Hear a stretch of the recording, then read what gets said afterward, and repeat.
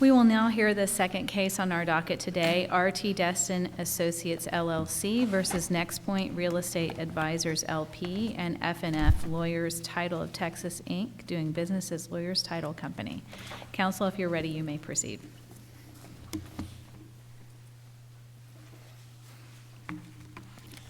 Good afternoon, Your Honors. May it please the Court, I'm Steve Brannick of Brannick, Berman & Sider here representing the appellant R.T. Destin. And if I may, I'd like to reserve 5 minutes of my time for rebuttal. So noted. So when appellee NexPoint decided not to close its hotel purchase, the question is whether it gets its deposit back. Everyone agrees that the answer to that question lies in the plain language of the contract. We think it's a pretty straightforward deal. The contract had an inspection period. NexPoint could terminate the contract for any reason up until the close of that inspection period. But at that point, if it decided to continue with the transaction based on all the information that it had and based on its own assessment of the potential future for that hotel, at that point, the deposit became non-refundable. NexPoint elected to proceed, and so at that point, it could terminate, but only at the cost of its deposit. Well, then COVID intervenes, and now they claim the right to back out of the deal and get that deposit back. The heart of their argument is on page 17 of their brief, where they state, quote, if there was a material change in the hotel's economic performance before the closing date, NexPoint had the right to terminate without forfeiture of its $1.9 million deposit. Well, there's no record cite for that proposition in the brief, and for good reason. The contract doesn't say that. There are two false premises in that argument. First, there's the premise that we somehow had an obligation to update our financials after the close of the inspection period. But the contract provides no such obligation to update the financials. What was your obligation then? What if the hotel burned down the day before closing? Would you have an obligation to disclose that?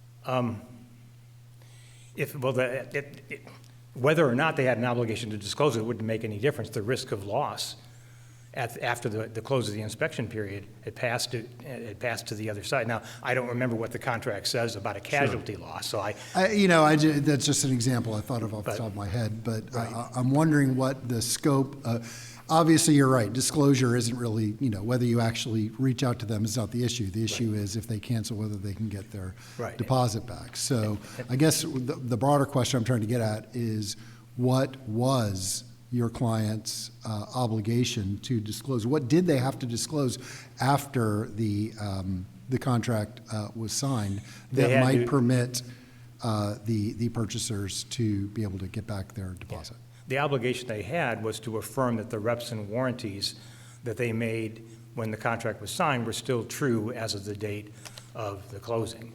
And our point is those reps and warranties were still, in fact, true as of the date of the closing.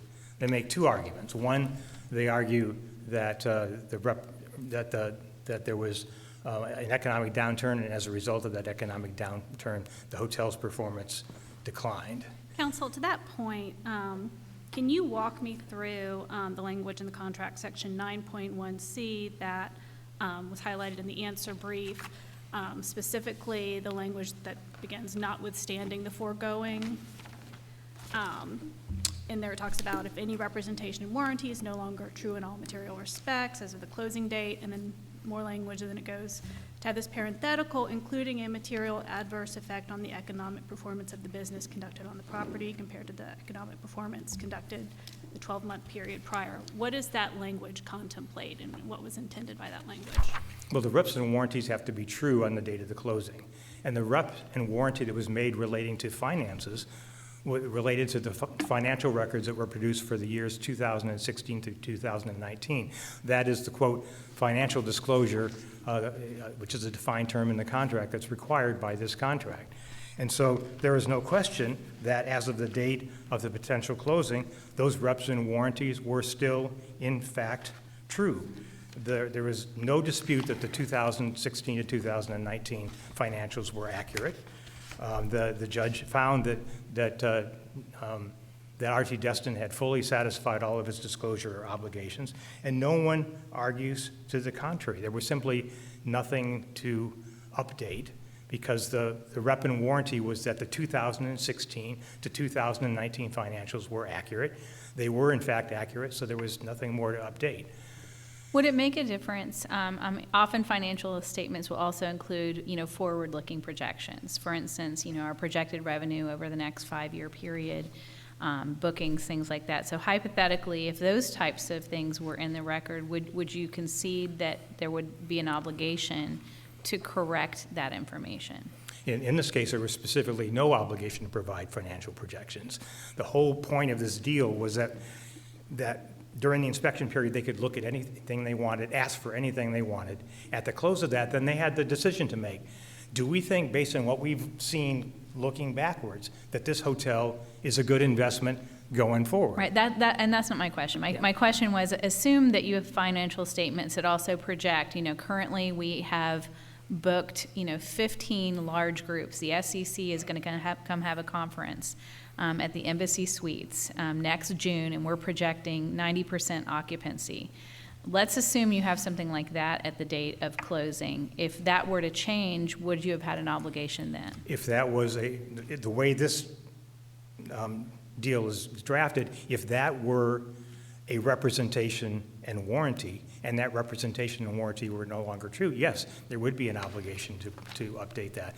But the point, and is it your position that there were no forward-looking projections or representations made in those financial statements that were provided in November?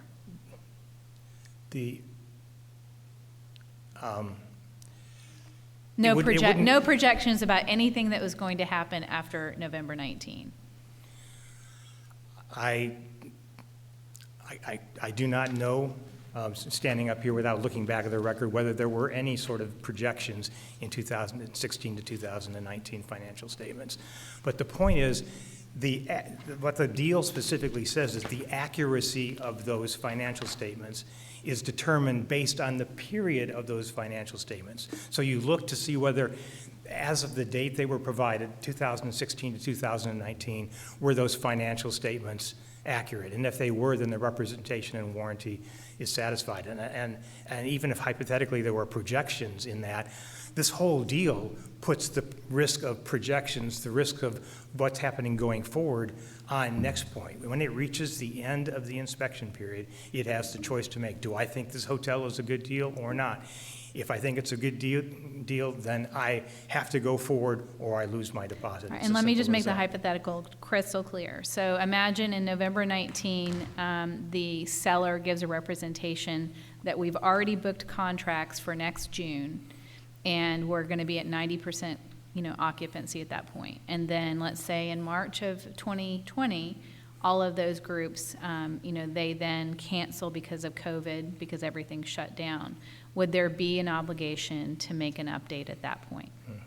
I think I doubt very much that those financial statements from 2016 to 2019 had any sort of projections like that. Mm-hmm. But if precisely as you state that hypothetical, they would have a better case than they do now by far. But my argument would be it doesn't matter that there are projections from 2016 to 2019, because the question is, were those financial statements accurate as of the period they were dated? And they were accurate as of the period they were dated, and that's the end of the story here in terms of that financial representation. The parties here were very sophisticated. They knew exactly what they were doing when they put this together, and it specifically says that you look at the financial statements based on the period that those financial statements were drafted. So we don't think that there's any possible argument here that that representation and warranty was violated. I think the key thing here, looking back at kind of the bigger picture, is if they were right, why aren't there arguments, why aren't there provisions in this contract that require continuing disclosure of financial information? Why aren't there warranties of future financial performance? There specifically are no warranties of future financial performance in this case, because Nobody knows what the future is going to bring. These are sophisticated parties. They can choose how they want to allocate their risk, and here the risk of future financial performance was put clearly on the buyer. So we don't think there's any issue about the potential breach of the reps and warranties in connection with the financial statements. Counsel, can you address, the court below talked about this violation regarding you entering into an arrangement with your creditors. Could you Right. respond to that Yes. contention? So what the language of the contract says, this is 5.1J, is that they must show that we, quote, entered into an arrangement with creditors. Enter into means that you actually have made an arrangement with creditors. But most of the evidence shows here is that prior to the scheduled close, we had made an inquiry about potential financial concessions as a result of COVID. They had not made any arrangements until April, which was long after the March 26th closing date, and long after the March 19th letter in which they said, we are not going to close. There's simply no evidence in this record that there was an entry into an arrangement with creditors prior to that date. And I think the bigger point is, even if you could technically argue that that was an arrangement with entering into an arrangement with creditors, it's not a material breach here. Remember, this transaction was going to be defeased. They weren't going to assume the loan. So the financing, the closing was going to be based on the security that the lender was going to get was going to be interest-bearing securities. The financial performance of the hotel had absolutely nothing to do with the lender's security anymore. So there was nothing material about an arrangement with creditors, because even if there were an arrangement with creditors, the closing could still have taken place because they were not going to be relying on the hotel's future performance. They were going to be relying on the interest-bearing securities that it was NexPoint's obligation to provide, and if they couldn't, that was on them. There was no out if they couldn't do the defeasance. So with that, I think I'm intruding into my rebuttal time, so I'll reserve the rest of my time for rebuttal. Thank you, counsel.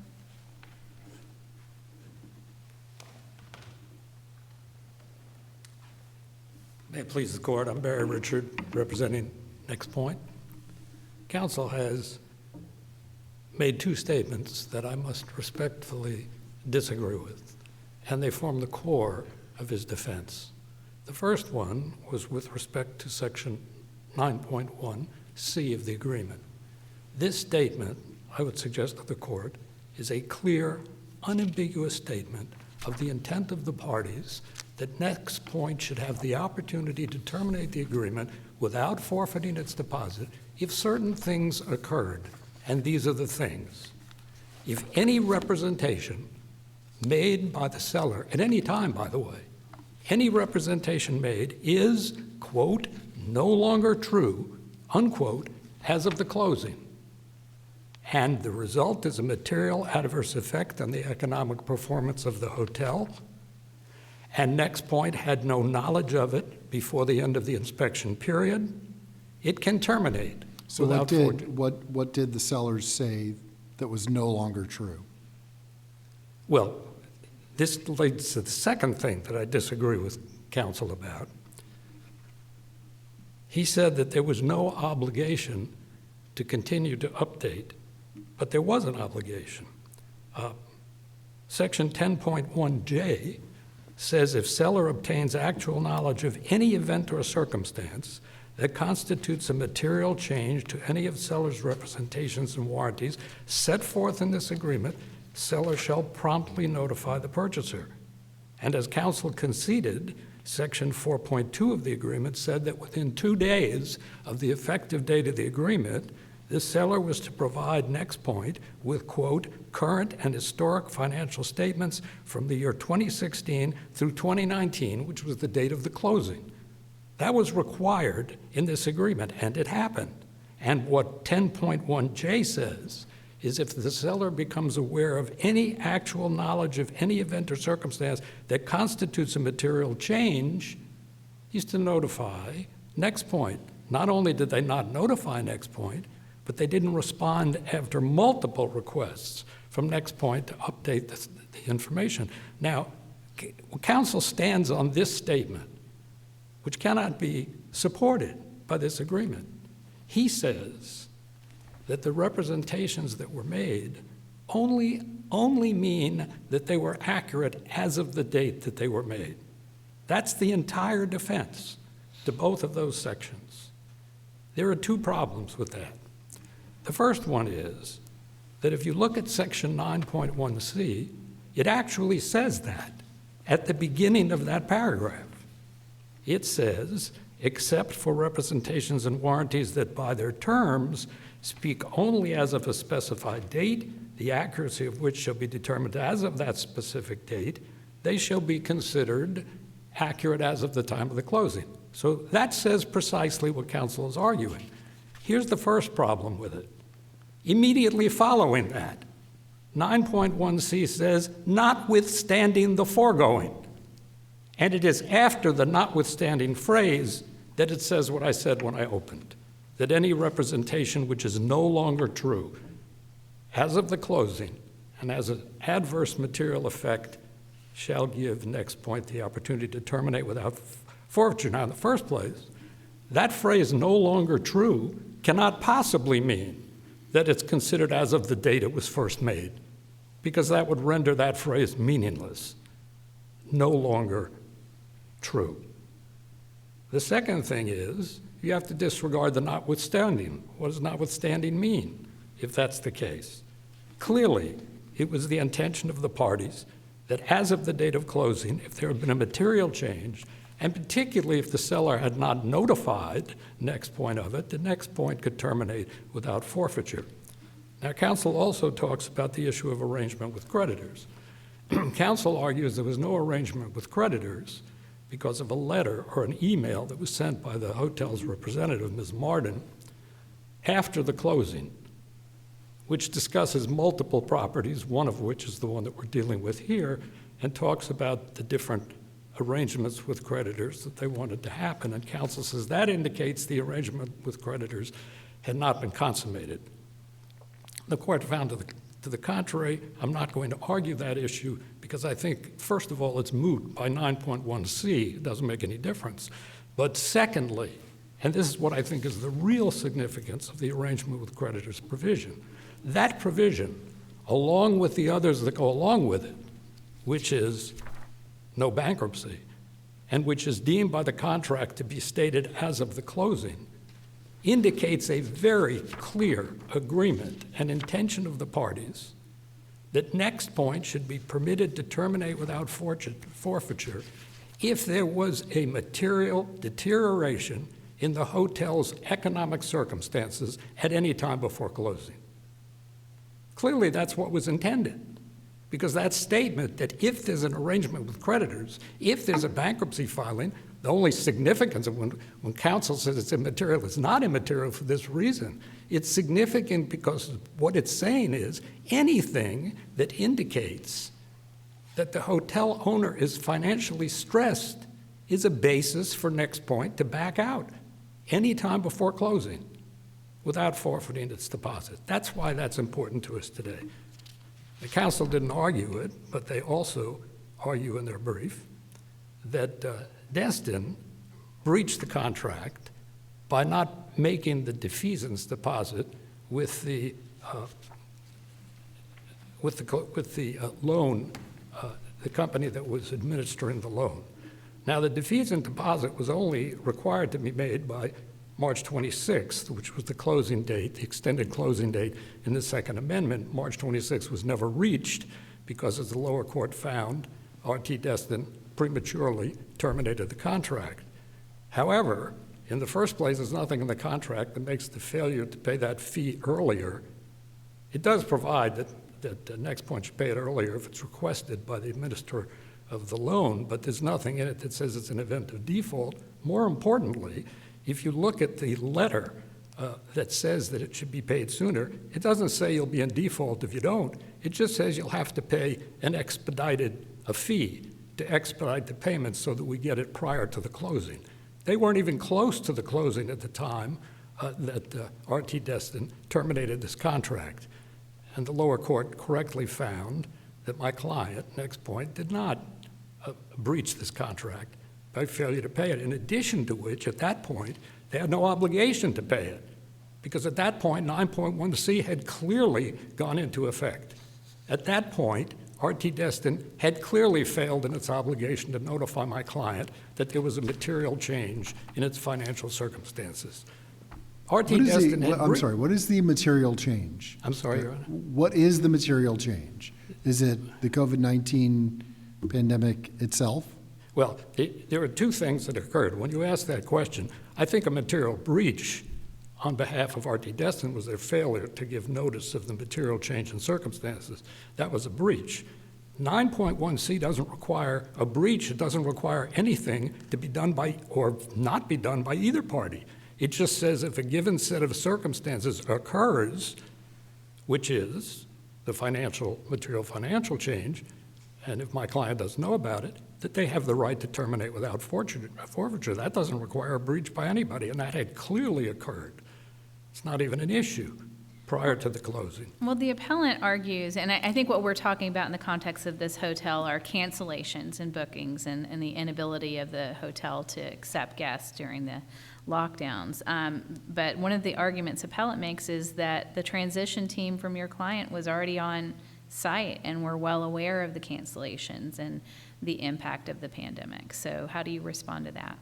Well, first of all, their claim that my client was unaware is really not the issue. The issue is whether it happened in the first place. It doesn't say my client has to do something, but second, my client's obligation was related to what was actually happening to the hotel. That's why my client, by the agreement of these parties, was entitled to an update into these financial circumstances. If my client had said, we're backing out because we think that you're not doing well, you know that we would be in the opposite situation, which RT Destin was saying, that's not a basis for backing out. You have to lose your deposit. You can't just say, we happen to know that COVID is causing the occupancy to go down in hotels. We would have to have had actual evidence of the fact that it would, because by the way, 9.1C requires that there have been, and the material changes, that there have been a material comparative difference from prior years before to this particular year. My client had no way of knowing that. They had no way of knowing that unless they received the disclosures that RT Destin was required to give us and didn't give us, and which the lower court correctly found, based upon substantial competent evidence, had occurred and we didn't know about. If there are no further questions, Your Honor, thank you. Thank you, counsel.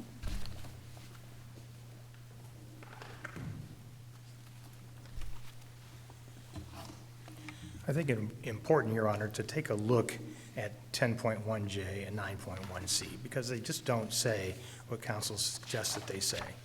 So 10.1J doesn't say that if there's a change in material circumstances, it has to be disclosed. What 10.1J says, and this is the record 790, if seller obtains actual knowledge of any event or circumstance that constitutes a material change to any of seller's representations and warranties. So the question is not whether there's a change. The question is whether there's a change in the rep or warranty. Now you have to look at 9.1C. And 9.1C says very plainly, except for representations and warranties that by their terms speak only as of the specified date, the accuracy of which shall be determined as of that date, the representations and warranties have to be as true at the date of close as they were at the date they were written. But that first sentence is absolutely critical. If you're looking at a 2016 financial statement, the question is, does that 2016 financial statement continue to be accurate? No one argues that it in any way became inaccurate. No one argues that the 17 or the 19 financial statements became inaccurate. The representations and warranties our client made when they signed this deal were still absolutely true as of the date that Next Point decided to back out of this transaction. But I think you've got to step back a bit and look at the big picture. First, look at the way this deal was structured. The deal was structured to put the risk after the close of the inspection on Next Point. If they're right, why isn't there a force majeure clause in this contract? There isn't. If they're right, why isn't there a specific obligation to update financials There isn't. You would think that these sophisticated parties, if that were required, would have had a very plain provision in this contract that said that. And if they're right, why isn't there some sort of warranty of future performance in this contract? There isn't, because the risk of this transaction as of the close of the inspection period transferred from my client, RT Destin, to them. And this court has looked at these issues already at least once, and the second DCA as well. In this court's Rockwell decision, a very similar sort of case where a party tried to back out of a contract, get out of their contractual obligations by arguing that COVID had intervened. Very interestingly, there was a force majeure provision in that contract, and this court still said, sorry, COVID doesn't let you back out, doesn't make your performance impossible. So these are very sophisticated parties. They put together a deal that transferred the risk as of the end of the inspection period. What happened after that was on them and not on RT Destin. They can back out of this transaction if they want, but they can't do it and get their deposit. So if there are no further questions, I'll rest there. We think the decision below should be reversed. Thank you, counsel. Thank you both. This court is adjourned.